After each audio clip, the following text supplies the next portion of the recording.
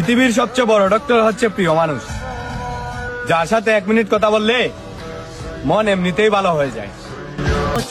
যদি দেখতে একটু সুন্দর হতাম তাহলে আজ আমিও হয়তো কারোর প্রিয় মানুষ হতাম। তুমি ভীষণ পস্তাবে যদি আমি তোমাকে ছাড়া থাকা শিখে যাই। তুমি খবর না নিলেও আমি খোঁজ রাখি, তুমি ভুলে গেলেও আমি মনে রাখি। আর এটাই হয়তো একতরফা ভালোবাসা, যেখানে একজন ভালোবাসে আর একজন অন্য কারোর হাত ধরে হাসে। আমার জীবনে একটাই আফসোস, তোকে এতটা ভালোবাসা পরেও আমি বোঝাতে পারি নাই আমি তোকে কতটা ভালোবাসি। একটা কথা কি জানো তো, মানুষ যার কাছে সুখী হতে চায় এক সময় সেই মানুষটার কাছে সব থেকে বেশি দুঃখ পায়। হাসি মুখে বাঁচতে শিখেছি, অভিমান লুকিয়ে রাখতে শিখেছি। জীবন এখন নিজের মতোই সুন্দর। পাখি, সব ধরনের কষ্ট দিও, কিন্তু তোমাকে অন্য কারোর পাশে দেখার যন্ত্রণা দিও না। আর কাউকে ভালোবাসতে চাই না ভাই, কারণ যাকে যত বেশি ভালোবেসেছি তার থেকে তত বেশি কষ্ট পাইছি।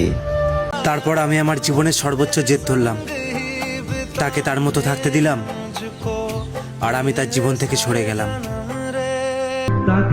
তোমার স্বভাব হয়ে গেছে নিজের ইচ্ছা মতন কথা বলা, পারলে স্বভাবটা পাল্টে ফেলো আমি পাল্টে যাওয়ার আগে। যা তুমি সহজে ভুলে গেছো তা নিয়ে আমার গোটা একটা জীবন আটকে গেছে। আমি সেই ছেলেকে প্রচন্ড পরিমাণে সম্মান করি যে ছেলে একটা মেয়ের জন্য পুরো পৃথিবীর মেয়েকে ইগনোর করে। অতিথি পাখির আগমন দেখে কখনো নিজের পোষা পাখিকে ছেড়ে দিও না, কারণ সৌন্দর্য ক্ষণস্থায়ী আর মায়া চিরস্থায়ী। সত্যি কথা বলতে আমি কারোর উপর ভরসা করি না, কারণ আমি জানি অন্ধকারে নিজের ছাওয়াটাও সাথে থাকে না।